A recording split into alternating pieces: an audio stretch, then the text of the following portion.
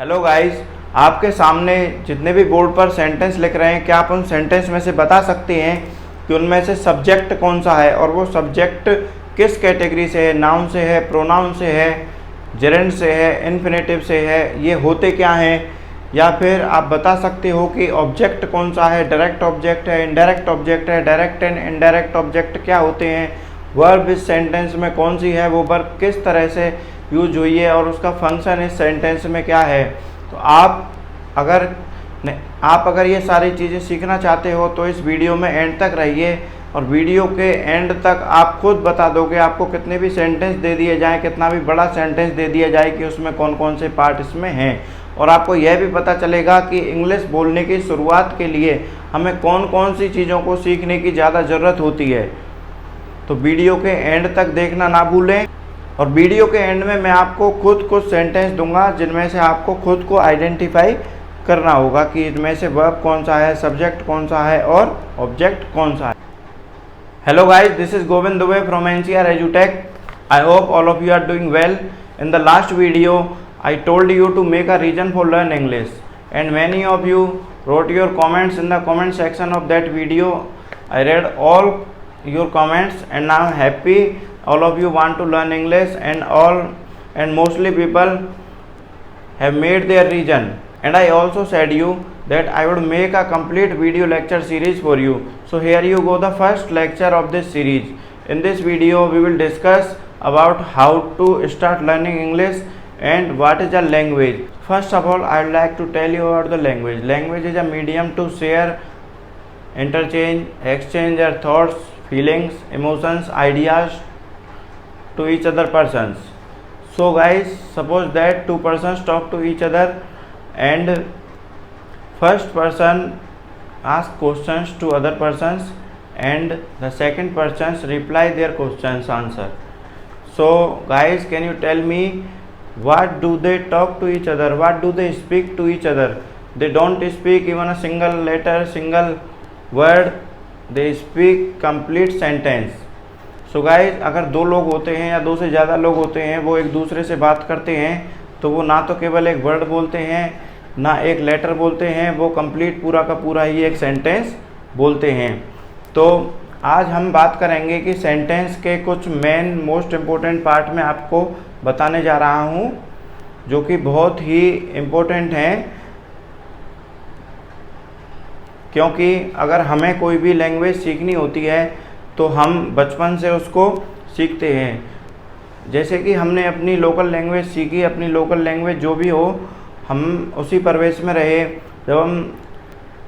जब बच्चा छोटा होता है तो उसके घर वाले, रिलेटिव सभी उसको उसी लैंग्वेज में बोलते हैं, उसी चीज़ को वो देखता है तो उसको सुनकर वो आराम से बोलना सीख सकता है। लेकिन बहुत सारे लोग यहाँ पर उनको उस तरह का परिवेश और उस तरह का वातावरण नहीं मिल पाता, तो वो इस तरह से नहीं सीख सकते। तो इसके लिए दूसरा तरीका है कि हम लैंग्वेज का थोड़ा स्ट्रक्चर को जानें, उसको पढ़कर आसानी से सीख और बोल सकते हैं।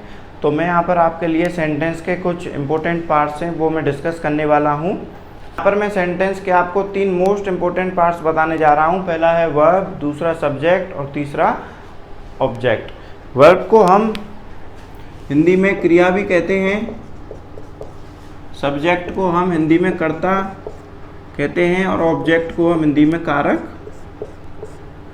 कहते हैं। तो सबसे पहले मैं आपके सामने डिस्कस करने वाला हूँ वर्ब के बारे में, क्योंकि वर्ब एक सेंटेंस में बहुत ही इम्पोर्टेंट रोल प्ले करती है।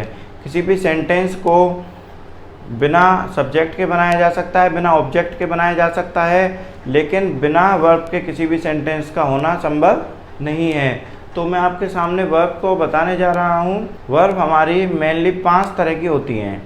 पांचों के मैं यहाँ पर आपके सामने नाम लिख रहा हूँ।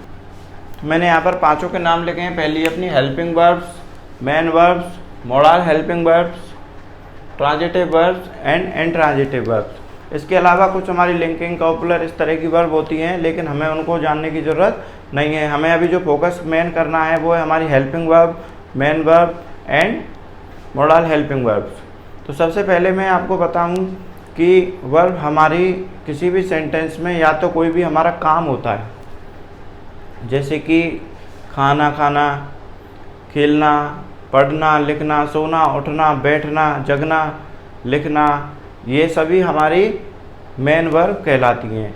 सब्जेक्ट कोई भी अगर काम किसी भी सेंटेंस में करता है तो उसको हम मेन वर्ब कहते हैं।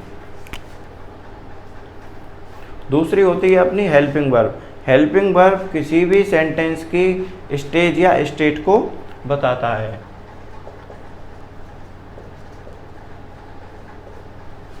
सपोज दैट मैं आपसे कहूँ कि राहुल इज 18 ईयर्स ओल्ड, कि राहुल 18 साल का है, तो यहाँ पर मैंने इज का यूज किया जो कि राहुल की प्रेजेंट के समय में उसकी स्थिति को बता रही है कि राहुल प्रेजेंट टाइम में अभी 18 साल का है।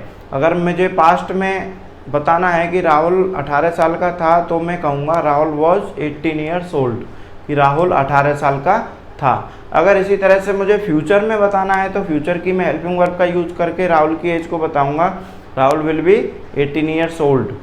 तो हमारी हेल्पिंग वर्ब है वो हमें बताती है कि ये प्रेजेंट का है, पास्ट का है या फ्यूचर का है। हेल्पिंग वर्ब को हमें कोई भी रटना या याद करने की ज़रूरत नहीं है, क्योंकि मैं आपको इस तरह से प्रैक्टिस कराऊंगा कि आपको कभी भी ये सोचने की भी ज़रूरत नहीं पड़ेगी कि कौन सी हेल्पिंग वर्ब इसमें यूज में होगी। नेक्स्ट है अपनी model helping verbs. Model helping verbs अपनी रिक्वेस्ट के लिए, कमांड के लिए, आदि चीज़ों के लिए यूज में की जाती हैं। तो ये हमारी होती हैं मॉडल हेल्पिंग वर्ब्स, जैसे can, could, should, may, might, must, would आदि सभी हमारी हेल्पिंग वर्ब कहलाती हैं। मॉडल का मतलब होता है कि एक मॉडल की तरह ही होता है, जो कभी भी जिसको जो भी रोल दिया जाए वो रोल हमारा कर सकता है। किसी को हम कमांड देने का रोल करते हैं तो वो कमांड करता है, किसी को हम रिक्वेस्ट करने का रोल देते हैं तो वो रिक्वेस्ट करने का रोल प्ले करता है अपना। इसी तरह से हमारी ये मॉडल हेल्पिंग वर्ब्स होती हैं। इन सभी को हम आगे एक एक करके पढ़ेंगे, लेकिन अभी मैं आपको थोड़ा इसलिए बता रहा हूँ क्योंकि इनको आपको जानना जरूरी है। नेक्स्ट है अपना ट्रांजिटिव वर्ब और इंट्रांजिटिव वर्ब। ट्रांजिटिव वर्ब का हिंदी में मतलब होता है सकर्मक क्रिया और इंट्रांजिटिव वर्ब का मतलब होता है अकर्मक क्रिया। सकर्मक क्रिया हमारी वो होती है, कर्ता के द्वारा किए गए काम का अगर प्रभाव हमारे ऑब्जेक्ट पर पड़ता है तो वो हमारी सकर्मक क्रिया होती है। अगर कर्ता द्वारा किए गए काम का प्रभाव ऑब्जेक्ट पर नहीं पड़ता तो वो हमारी अकर्मक क्रिया होती है। जैसे मैं आपसे एक एग्जाम्पल बता रहा हूँ कि राम सेब खाता है, तो राम इसमें सब्जेक्ट हो गया, खाना इसमें वर्ब हो गई और सेब इसमें ऑब्जेक्ट हो गया। अगर राम वर्ब को अपने काम को करेगा खाने के को, तो खाने का प्रभाव किस पर पड़ेगा? सेब पर। तो ये हमारी कौन सी क्रिया हो गई? सकर्मक क्रिया यानी ट्रांजिटिव वर्ब। और अगर सब्जेक्ट किसी काम को करता है, उसका प्रभाव किसी भी ऑब्जेक्ट पर नहीं पड़ता, तो उसको हम इसी तरह से अकर्मक क्रिया कहते हैं। लेकिन हमें इंग्लिश बोलने के लिए केवल helping verb, main verb and modal helping verb, इन तीनों वर्ब्स की मेन ज़रूरत होती है। तो भाई नेक्स्ट जो अपना इम्पोर्टेंट पार्ट है वो है सब्जेक्ट। सब्जेक्ट का मतलब हम हिंदी में उसको कर्ता भी कहते हैं और डूअर भी कहते हैं। सब्जेक्ट में आपको बताना चाहूँगा कि सेंटेंस में या तो जिसके बारे में बात हो रही होती है या फिर कोई किसी काम को सेंटेंस में कर रहा होता है तो वो उस सेंटेंस का सब्जेक्ट होता है। एग्जाम्पल के लिए मैं आपको बताना चाहूँगा कि यह एक मार्कर है, तो इसमें बात किसके बारे में हो रही है? मार्कर के बारे में इसमें बात हो रही है, ना कि मार्कर इसमें कोई काम कर रहा है। तो हमारा मार्कर इसमें एक सब्जेक्ट हुआ। मैं कहूँगा कि वह सुनील है, तो इसमें बात किसके बारे में हो रही है? सुनील के बारे में। तो सुनील हमारा इसमें सब्जेक्ट हुआ, जबकि इसमें सुनील किसी काम को नहीं कर रहा है। मैं कहूँगा कि सुनील जा रहा है, तो इसमें सुनील किसी काम को कर रहा है, तो सुनील हमारा इसमें सब्जेक्ट है। तो आप समझ गए होंगे, या तो सेंटेंस में किसी के बारे में बात चल रही होती है वो हमारा सब्जेक्ट होता है, या फिर सेंटेंस में कोई भी किसी काम को कर रहा होता है वो हमारा सब्जेक्ट होता है। तो हम सब्जेक्ट को आसानी से इस तरह से अपने सेंटेंस से ढूंढ सकते हैं। अब सब्जेक्ट सेंटेंस में क्या क्या हो सकते हैं ये मैं आपको बताना चाहूँगा। तो गाइस किसी भी सेंटेंस में हमारा सब्जेक्ट या तो नाउन हो सकता है, या प्रोनाउन हो सकता है, या जेरेंड हो सकता है, या फिर इन्फिनेटिव किसी की भी फॉर्म में हमारा सब्जेक्ट हो सकता है। अब वैसे मोस्टली लोग नाउन के बारे में आप जानते होंगे, तो इसको बताने की इसमें ज़रूरत नहीं है, लेकिन कुछ लोग हैं जो अगर नहीं जानते नाउन प्रोनाउन इन सभी के बारे में, तो मैं यहाँ पर उनको एक शॉर्ट डिस्क्रिप्शन में बता देता हूँ। नाउन का मतलब होता है हिंदी में संज्ञा। संज्ञा की काफ़ी सारी डेफिनेशन हमने पढ़ी हैं, काफ़ी किसी व्यक्ति, वस्तु, स्थान आदि चीज़ के नाम को हम संज्ञा कहते हैं। या फिर मैं आपको एक बहुत ही सिंपल डेफिनेशन बताने जा रहा हूँ। संसार में जितनी भी भौतिक चीज़ें हैं जिनको हम अपने पांचों सेंसेस से महसूस कर सकते हैं, वो सभी अगर जिनका कोई नाम है तो वो सभी संज्ञा होती हैं। ऐसी भी जैसे कि राहुल, श्याम, सुरेश कोई भी वस्तु का नाम है, चेयर है, फैन है, मार्कर है, पार्कर है, कोई भी वस्तु है, इंडिया है, राजस्थान है, आगरा है, किसी भी जगह का नाम ताजमहल है, रेड फोर्ट है, किसी भी स्थान का नाम अगर हो, या फिर इनके अलावा कुछ ऐसी भी चीज़ें होती हैं कि जो होती तो हैं उपस्थित, लेकिन हमें उसके नाम भी नहीं पता, तो वो भी हमारी नाउन की कैटेगरी में आती हैं। जैसे कि हमने अभी फ़ैन है, फ़ैन का कंडेंसर हमने देखा होता है, लेकिन हमको उसके अंदर नहीं पता कि कौन कौन सी चीज़ें उसमें लगी होती हैं, उनके हम नाम नहीं बता सकते, लेकिन उनके भी नाम होते हैं, तो उनको भी हम संज्ञा कहते हैं। कुछ संज्ञाएं हमारी ऐसी भी होती हैं कि जिनको हम अपने पांचों सेंस से महसूस नहीं कर सकते, लेकिन वो उपस्थित होती हैं इसी दुनिया में और उसके नाम हैं। जैसे मैं आपको एक एग्जाम्पल के थ्रू बताना चाहता हूँ कि मैं कल दोपहर में अपने घर से बाहर जा रहा था, तो मैंने देखा कि एक व्यक्ति है वो सड़क पर बिल्कुल बेहोश पड़ा हुआ था। तो उसको देख के मेरे मन में क्या आया, मेरे मन में उसको देख के दया की भावना जगी। तो वो जो दया है, मर्सी है, वो भी क्या है, एक संज्ञा है। जबकि हम दया को, दुख को, ऐसी चीज़ों को अपने पांचों सेंस से महसूस नहीं कर सकते। दया, दुख, अब जैसे कि हम कहते हैं कि एक वर्ड है खूबसूरती, तो खूबसूरती को हम अपने पांचों सेंस से महसूस नहीं कर सकते। मैं अगर कहता हूँ कि भाई तुम मेरी खूबसूरती ले जाओ, अपनी बदसूरती मुझे दे जाओ, तो इस तरह से हम उसको नहीं महसूस कर सकते, ना हाथ में ले सकते हैं, ना टच कर सकते हैं, ना उसको हम देख सकते हैं। जिस चीज़ का भी कोई भी नाम है तो वो एक हमारा सब्जेक्ट बन सकता है। नेक्स्ट जो पार्ट है वो है अपना प्रोनाउन। प्रोनाउन भी प्रोनाउन भी सब्जेक्ट बन सकता है। प्रोनाउन वो वर्ड होते हैं जो कि संज्ञा की जगह पर काम में लिए जाते हैं, क्योंकि बार बार में संज्ञा का या नाउन का रिपीटेशन एक ग्रामेटिकल एरर होता है, इसीलिए हम संज्ञा की जगह पर सर्वनाम या प्रोनाउन का यूज करते हैं। जैसे कि मैं आपके सामने कुछ सेंटेंस बोल रहा हूँ कि सुनील एक अच्छा लड़का है, सुनील रोज़ाना पढ़ाई करता है और सुनील रोज़ाना ऑफिस भी जाता है, सुनील बहुत ही हार्ड वर्क करता है, सुनील बहुत सारे पैसे कमाता है, सुनील अपने पैसों को अपने घर वालों को देता है। तो इस 3-4 जो मैंने सेंटेंस बोले, इनमें मैंने बार बार में सुनील का नाम लिया है, जो कि क्या है, एक अभी आपको बताया था नाउन है। तो बार बार में मैंने यहाँ पर नाउन का रिपीटेशन किया, तो वो एक ग्रामेटिकल एरर इसमें माना जाएगा, इसलिए हम सुनील की जगह पर ही या वह का यूज़ कर सकते हैं, तो वो एक प्रोनाउन हो गया। मोस्टली जो हमारे प्रोनाउन हैं वो 7 तरह के होते हैं। ये सभी I, we, you, they, he, she, it हमारे सातों प्रोनाउन के लिए यूज में आते हैं। आई का मतलब होता है मैं, वी का मतलब हम, यू का मतलब तुम, आप, तू, कोई भी आप कह सकते हो, दे का मतलब होता है एक से अधिक या वे लोग, ही का यूज होता है किसी भी लड़के के नाम के लिए, सी का यूज होता है किसी भी लड़की के नाम के लिए, इट का यूज होता है किसी भी कोई निर्जीव वस्तु है या कोई जानवर है उसके नाम के लिए इट का यूज होता है। अब आप कहेंगे कि जानवर का तो हमें मालूम है कि वो मेल है या फीमेल है, तो हम उसके लिए इट का यूज क्यों करें, हम उसके लिए ही का भी यूज कर सकते हैं और सी का भी यूज कर सकते हैं। हाँ, ये बिल्कुल सही बात है। अगर आपको मालूम है कि वो जानवर आपका मेल है या फीमेल है, तो आप उसके साथ में ही या सी का यूज़ कर सकते हैं। जैसे कि आपके घर में एक गाय है, तो आपको डेफिनेटली मालूम है कि वो गाय एक फीमेल है, तो आप उसके लिए सी का यूज़ कर सकते हैं। पर सपोज करो कि आप घर पर बैठे हो और आपके घर पर एक बिल्ली आई और बिल्ली दूध पीकर चली गई। अब आपकी मम्मी ने आपसे आके पूछा कि ये दूध कौन पी गया, तो आप कहोगे कि बिल्ली आई थी। तो आपको क्या डेफिनेटली पता है कि वो बिल्ली थी, मेल थी बिल्ली या फिर फीमेल थी। तो ऐसी कंडीशन में आप इट का यूज करेंगे, ना कि ही का, ना सी का। अब इन प्रोनाउन को हमने सिंगुलर एंड प्लूरल में भी कैटेगराइज किया गया है। नाउन में तो हम आराम से समझ सकते हैं कि कौन सा सिंगुलर है। अगर कोई भी एक है तो वो सिंगुलर है, अगर कोई एक से ज़्यादा हमें लगता है तो वो प्लूरल है।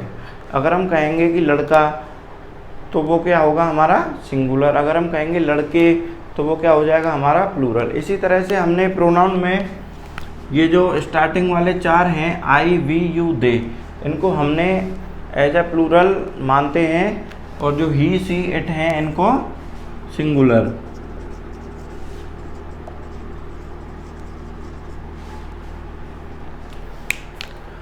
अब आप कहेंगे कि आई का मतलब तो होता है मैं। आई एक ऐसा प्रोनाउन है जो कि हर किसी को अपने आप में क्वालिफाई कर सकता है। जैसे मैं अपने लिए आई का यूज कर सकता हूँ, आप अपने लिए आई का यूज कर सकते हो, कोई भी अपने लिए आई का यूज कर सकता है। या फिर हम इस तरह से कह सकते हैं कि जो नेटिव लोग हैं इंग्लिश के, जो ब्रिटिशर्स हैं, वो आई को एज अ सिंगुलर भी यूज करते हैं, एज अ प्लूरल भी कहीं पे यूज करते हैं। तो जिस तरह से वो यूज करते हैं अपनी लैंग्वेज को, हमें उसी तरह से उसको सीखना होता है। तो इसीलिए हम आई को यहाँ पर एज अ प्लूरल मानते हैं, एंड ही, सी, इट, इनको हम यहाँ पर सिंगुलर मानते हैं। नेक्स्ट है अपना जेरेंड। मोस्टली जो हमारा सब्जेक्ट होता है वो या तो नाउन हो सकता है या प्रोनाउन हो सकता है, लेकिन कई बार हमें वर्ब को एज अ सब्जेक्ट यूज करना होता है। जैसे कि मैं कहूँगा कि घूमना स्वास्थ्य के लिए अच्छा होता है, तो इसको हम इंग्लिश में इस तरह से बनाएंगे, walking is good for our health. तो ऐसे सेंटेंस में हमने यूज किया है एज अ सब्जेक्ट वॉकिंग का। तो वॉकिंग मतलब वॉक करना या चलना या घूमना हमारे स्वास्थ्य के लिए हानिकारक, यानी घूमना हमारे स्वास्थ्य के लिए लाभदायक होता है। तो गाइस, इस कंडीशन में हमने वर्ब को आईएनजी लगाकर एज ए जेरेंड यूज किया है एज ए सब्जेक्ट। तो किसी भी वर्ब में आईएनजी लगाकर उसको एज ए सब्जेक्ट सेंटेंस में यूज करना, उसे हम जेरेंड कहते हैं। इसी तरह से अगर किसी भी वर्ब में टू लगाकर उसको एज ए सब्जेक्ट किसी सेंटेंस में यूज किया गया है तो उसको हम इन्फिनेटिव कहते हैं। मैंने अभी आपको जेरेंड को एज ए सब्जेक्ट यूज करके बताया था कि walking is good for our health. इसी तरह से हम उसको इन्फिनेटिव बनाकर भी कह सकते हैं कि to walk is good for our health, कि घूमना हमारे स्वास्थ्य के लिए अच्छा होता है। तो हमारा सेंटेंस में सब्जेक्ट कोई नाउन हो सकता है, कोई प्रोनाउन हो सकता है, कोई जेरेंड हो सकता है या कोई इन्फिनेटिव हो सकता है। आप किसी भी सेंटेंस में से सब्जेक्ट को आराम से आइडेंटिफाई कर सकते हैं। वो तरीका मैंने आपको बताया हुआ है कि या तो सब्जेक्ट में किसी की बात चल रही होती है या फिर कोई भी किसी काम को कर रहा होता है तो वो हमारा सब्जेक्ट होता है। मैं इसका एक और आपको सिंपल तरीका बताता हूँ। जो भी मैंने आपको वर्ब बताई थी, मेन वर्ब, अगर वो सब्जेक्ट में है तो आप उससे क्वेश्चन पूछ सकते हो।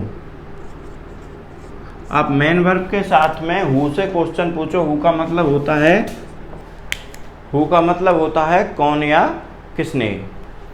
तो जैसे कि मैं आपके सामने कुछ यहाँ पर सेंटेंस लिख रहा हूँ, आप उनको पढ़ के आराम से सब्जेक्ट को आइडेंटिफाई कर सकते हो। तो गाइस, बोर्ड पर आपके सामने 4 सेंटेंस लिखे हुए हैं। आप इसका स्क्रीनशॉट ले सकते हो या फिर वीडियो को रोक सकते हो और आप मेन वर्ब के साथ में या क्वेश्चन करके देखो हु से। अगर आपका जो आंसर आता है वो आपका सब्जेक्ट होगा। तो पहला अपना सेंटेंस है Ram is going to Agra, Ram Agra जा रहा है। अब इसमें जो गोइंग है वो हमारी मेन वर्ब है, तो हम इसमें हु से क्वेश्चन करके पूछेंगे कि कौन आगरा जा रहा है। गोइंग का मतलब होता है जाना, और हम इसमें हु से क्वेश्चन पूछेंगे कि कौन आगरा जा रहा है, तो इसमें आंसर हमें मिलेगा राम। तो इसमें राम हमारा हो गया सब्जेक्ट। तो नेक्स्ट अपना सेंटेंस है वो है Rahul was running on the road, Rahul सड़क पर दौड़ रहा था। तो हम रने हैं अपना रनिंग, वो अपना मेन वर्ब है इस सेंटेंस में, और हम इसके साथ में हु से क्वेश्चन पूछेंगे कि हु रनिंग, कौन दौड़ रहा था, तो हमें आंसर मिलेगा राहुल। तो राहुल इसमें हो गया हमारा सब्जेक्ट। अब मैं कहूँगा कि my father went Agra yesterday, मेरे पिताजी कल आगरा गए, तो इसमें हमारा सब्जेक्ट कौन होगा? इसमें हमारा सब्जेक्ट ना तो माई होगा, ना यहाँ पर फादर होगा, क्योंकि हम बात किसकी कर रहे हैं इसमें? माई फादर, मेरे पिताजी की बात कर रहे हैं। वेंट का मतलब होता है जाना, ये पास्ट की बात है इसलिए इसकी गो की सेकंड फॉर्म यहाँ पर यूज की हुई है। तो कौन गया, तो हम कहेंगे कि माई फादर। तो इसमें हम कह सकते हैं कि माई फादर इसमें पूरा कंप्लीट सब्जेक्ट होगा। मैं कहूँगा कि my laptop is not working. Working का मतलब होता है काम करना या प्रॉपरली उसको काम करना लैपटॉप को। तो मैं वर्किंग के साथ में हु से क्वेश्चन पूछूंगा कि कौन काम नहीं कर रहा है, तो आंसर के रूप में मिलेगा मेरा लैपटॉप। तो ये मेरा यहाँ पर सब्जेक्ट हो गया। एक बात मैं और आपको बताना चाहूँगा कि हमारा सब्जेक्ट पूरा कंप्लीट होता है, जैसे कि मैं आपके लिए एक सेंटेंस बोल रहा हूँ कि राहुल के चाचा के लड़के की लड़की बीमार है, तो इसमें सब्जेक्ट कौन होगा? मैंने बोर्ड पर आपके सामने एक और सेंटेंस लिखा हुआ है, इसमें से आप सब्जेक्ट को मुझे ढूंढकर बताइए। यहाँ पर लिखा है राहुल के चाचा जी के लड़के की बेटी बीमार है, तो हम इसमें देखेंगे कि सब्जेक्ट क्या है। बीमार है, ये बीमार होना एक हमारी मेन वर्ब हो गई। इसके साथ में हम हु से क्वेश्चन पूछिए कि कौन बीमार है, तो हमारा सब्जेक्ट काफ़ी लोग इसमें कहते हैं कि राहुल है, चाचा जी है, लड़के है। कि हम बात जो मेन बात जो इसमें चल रही है वो किसकी चल रही है? राहुल के चाचा जी के लड़के की बेटी। तो हम कहेंगे कि इसमें हमारा सब्जेक्ट कंप्लीट है, राहुल के चाचा जी के लड़के की बेटी, the daughter of Rahul's uncle's son. इसमें कंप्लीट हमारा सब्जेक्ट होगा। तो आप वर्ब के बारे में सीख गए, सब्जेक्ट के बारे में सीख गए, सब्जेक्ट को आइडेंटिफाई करना सीख गए। अब हम नेक्स्ट चलते हैं ऑब्जेक्ट पर। तो गाइस तीसरा और अपना इम्पोर्टेंट जो पार्ट है सेंटेंस का वो होता है अपना ऑब्जेक्ट। ऑब्जेक्ट को हम हिंदी में कहते हैं कारक। ऑब्जेक्ट हमारा वो होता है सब्जेक्ट के द्वारा किए गए कार्य का प्रभाव जिस पर पड़ता है वो हमारा ऑब्जेक्ट कहलाता है। ऑब्जेक्ट हमारे दो तरह के होते हैं, फर्स्ट है अपना डायरेक्ट ऑब्जेक्ट एंड सेकंड है अपना इनडायरेक्ट ऑब्जेक्ट। डायरेक्ट ऑब्जेक्ट का मतलब होता है प्रत्यक्ष कारक, और इनडायरेक्ट ऑब्जेक्ट का मतलब होता है अप्रत्यक्ष कारक। एक सेंटेंस में एक ऑब्जेक्ट भी हो सकता है, दो ऑब्जेक्ट भी हो सकते हैं, ऑब्जेक्ट नहीं भी हो सकता है। तो मैं आपको अब बताऊंगा कि सेंटेंस में ऑब्जेक्ट को हम किस तरह से पहचानेंगे कि वो ऑब्जेक्ट हमारा डायरेक्ट ऑब्जेक्ट क्या होता है और इनडायरेक्ट ऑब्जेक्ट क्या होता है। तो मैं आपको शॉर्ट में बताना चाहूँगा कि अगर आपको डायरेक्ट ऑब्जेक्ट के बारे में पूछना है तो आप सेंटेंस में क्वेश्चन कर सकते हो मेन वर्ब के साथ व्हाट से। व्हाट का मतलब होता है क्या। अगर आपको डायरेक्ट ऑब्जेक्ट अगर सेंटेंस में फाउंड करना है तो आप सेंटेंस में मेन वर्ब के साथ में क्वेश्चन पूछ सकते हो व्हाट से। अगर आपको मिलने वाला आंसर अगर नॉन लिविंग हो, निर्जीव हो, तो वो आपका डायरेक्ट ऑब्जेक्ट होगा। ये ज़रूर ध्यान रखें कि मिलने वाला आपको जो आंसर मिलेगा वो आपका आंसर नॉन लिविंग होना चाहिए। इसी तरह से अगर आप इनडायरेक्ट ऑब्जेक्ट के बारे में पूछते हैं तो इनडायरेक्ट ऑब्जेक्ट के बारे में क्वेश्चन करने के लिए हमें whom का जिसका मतलब होता है किसे या किसको। मेन वर्ब के साथ में आप whom से क्वेश्चन पूछ सकते हैं, किसे या किसको। तो मैं आपके सामने कुछ सेंटेंस यहाँ पर लिख रहा हूँ। और हाँ, एक बात का और ज़रूर ध्यान रखें कि मिलने वाला आंसर अगर आपका लिविंग है, मतलब सजीव है, तो वही आपका इनडायरेक्ट ऑब्जेक्ट होगा। मैं आपके सामने अब कुछ सेंटेंस लिख रहा हूँ, ये आप इसका स्क्रीनशॉट ले लीजिए। फिर मैं आपको सेंटेंस से वर्ब, ऑब्जेक्ट एंड सब्जेक्ट को आइडेंटिफाई करना बताऊंगा। So guys, 12 sentences are written on the board before you. Now you have to recognize subject, object and the verb. तो अपना पहला सेंटेंस है Rahul is handsome. Rahul handsome है, तो इसमें हमें देखना है कि इसमें हमारा सब्जेक्ट क्या है। मैंने आपको बताया कि सब्जेक्ट हमारा नाउन हो सकता है, प्रोनाउन हो सकता है, जेरेंड हो सकता है, इन्फिनेटिव हो सकता है। तो इसमें अगर हमारी मेन वर्ब है तो इसमें हम हु से क्वेश्चन कर सकते हैं।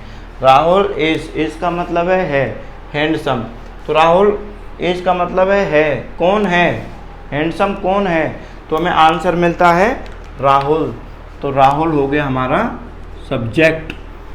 नेक्स्ट चीज हम इसमें ढूंढते हैं ऑब्जेक्ट।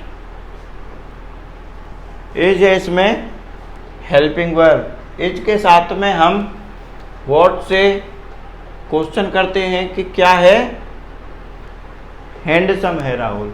लेकिन हैंडसम यहाँ पर कोई अपनी नॉन लिविंग चीज़ नहीं है। मैंने कहा कि हमारा अगर डायरेक्ट ऑब्जेक्ट है तो वो नॉन लिविंग होना चाहिए और इनडायरेक्ट ऑब्जेक्ट है तो वो लिविंग होना चाहिए।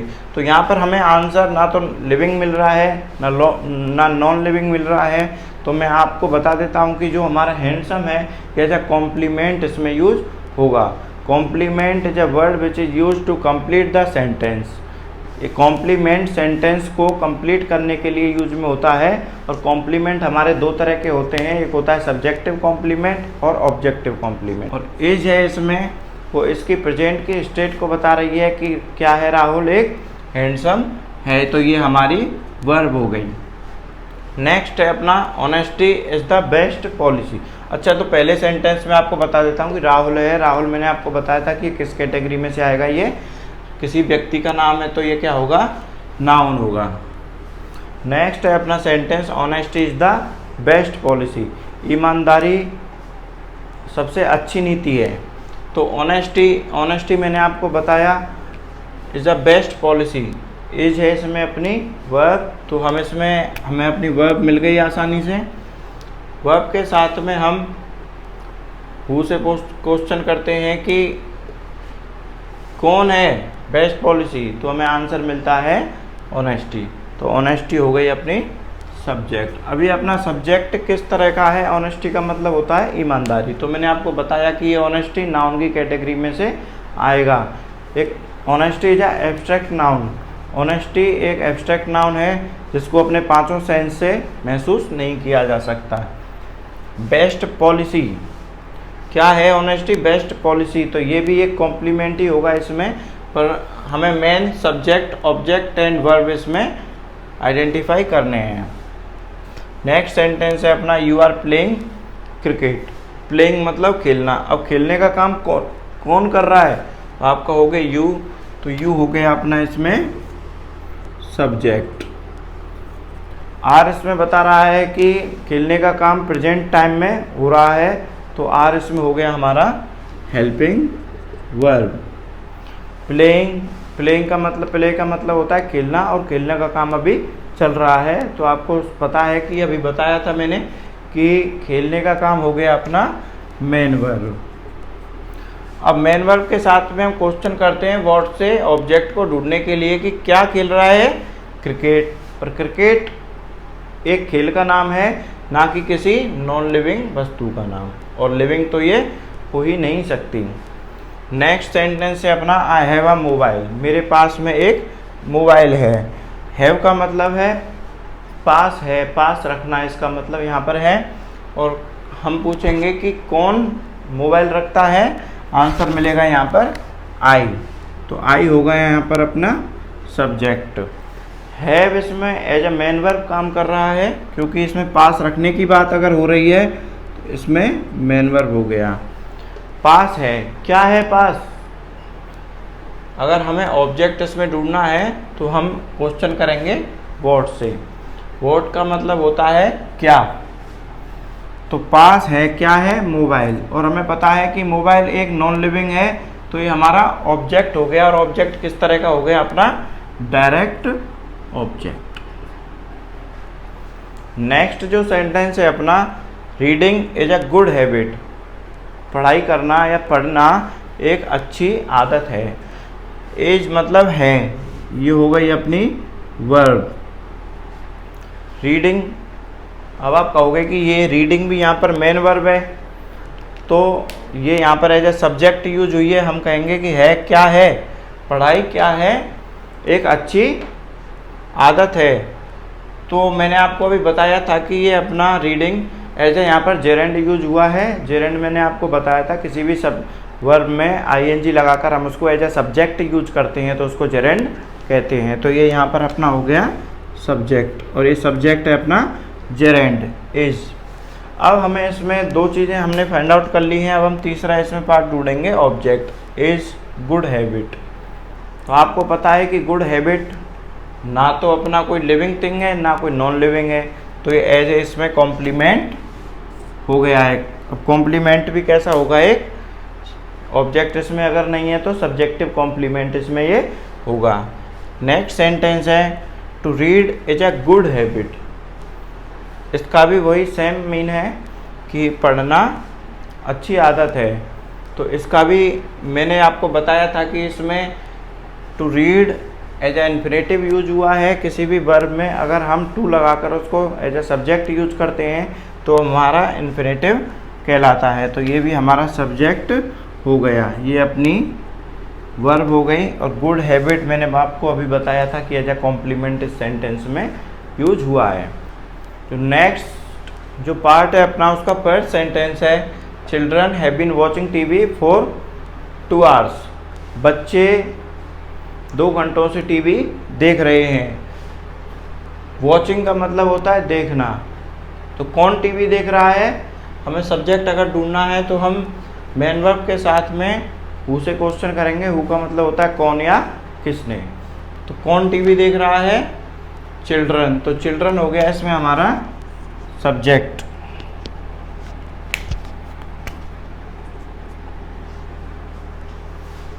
हैव बीन इसमें बता रहा है कि कोई भी काम, ये सारी हेल्पिंग वर्ब में आपको स्टेप बाय स्टेप एक आगे की क्लासों में पढ़ाऊंगा, जब भी आपको ये अच्छी तरह से समझ में आएगी। लेकिन अभी हम यहाँ पर थोड़ा आइडेंटिफाई करना है, इसको सीख रहे हैं। तो हैव बीन इसमें बता रहा है कि लगातार 2 घंटों से कोई भी काम चल रहा है, तो ये अपनी यहाँ पर as a helping verb use हुई है।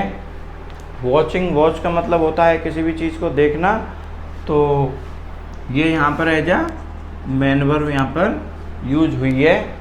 वॉचिंग का मतलब होता है देखना। अब हमें इसमें ऑब्जेक्ट को आइडेंटिफाई करना है। तो ऑब्जेक्ट के लिए मैंने आपको बताया था, डायरेक्ट ऑब्जेक्ट पूछने के लिए आप व्हाट से क्वेश्चन कीजिए।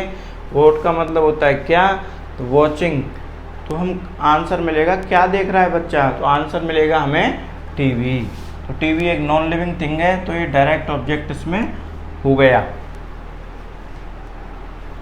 नेक्स्ट जो अपना सेंटेंस है, आई ईट अ मैंगो, मैं एक आम खाता हूँ। तो इसमें हमें खाता हूँ, ये अपना हमको पता है कि एज ए मेन वर्ब यहाँ पर यूज हुआ है।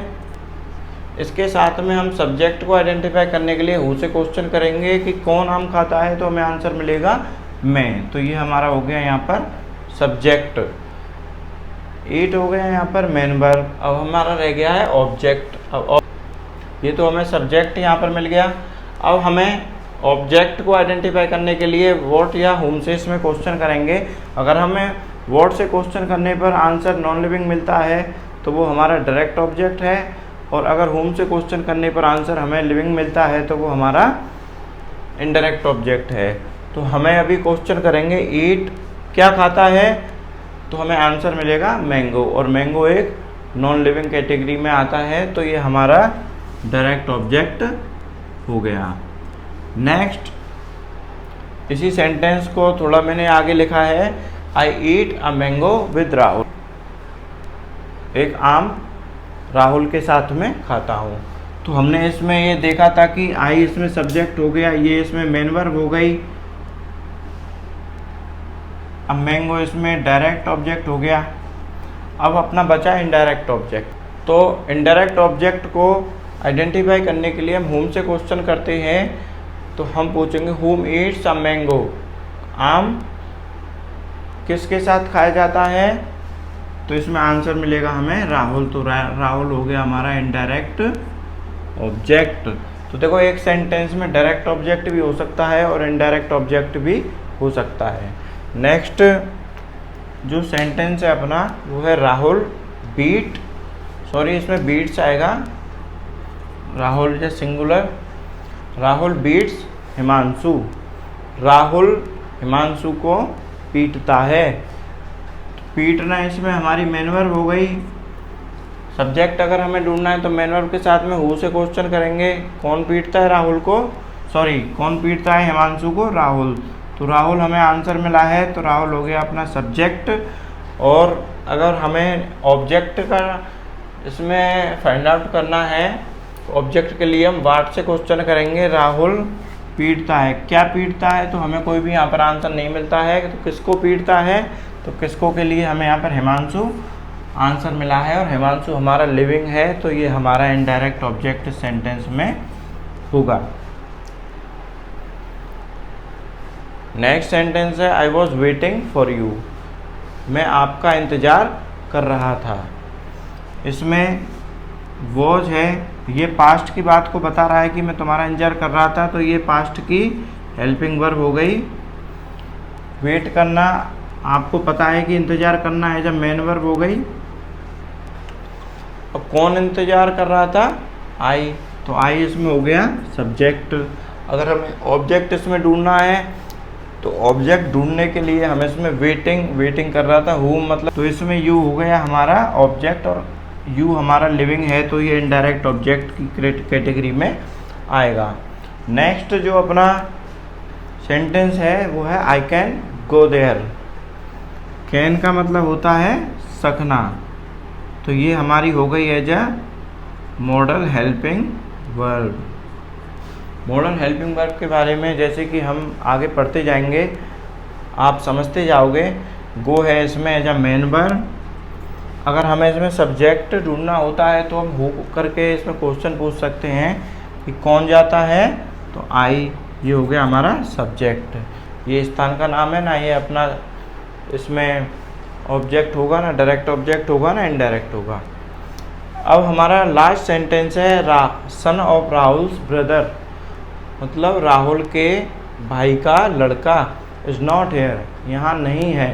तो इसमें हमें एज है, ये प्रेजेंट में इंडिकेट कर रहा है कि वो अभी इस समय यहाँ पर नहीं है। तो ये हो गई अपनी हेल्पिंग वर्ब, ये हो गया अपना यहाँ पर प्लेस स्थान।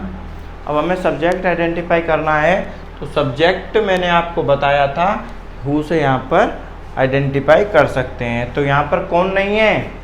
अब देखो मैं आपको बताता हूँ कि कौन नहीं है। ना तो यहाँ पर बच्चा नहीं है, ना राहुल, ना ब्रदर। इसमें पूरा का ये पूरा अपना सब्जेक्ट होगा, क्योंकि बात इसमें किसकी चल रही है सेंटेंस में, सन ऑफ राहुल्स ब्रदर। तो ये यहाँ पर अपना सब्जेक्ट हो जाएगा।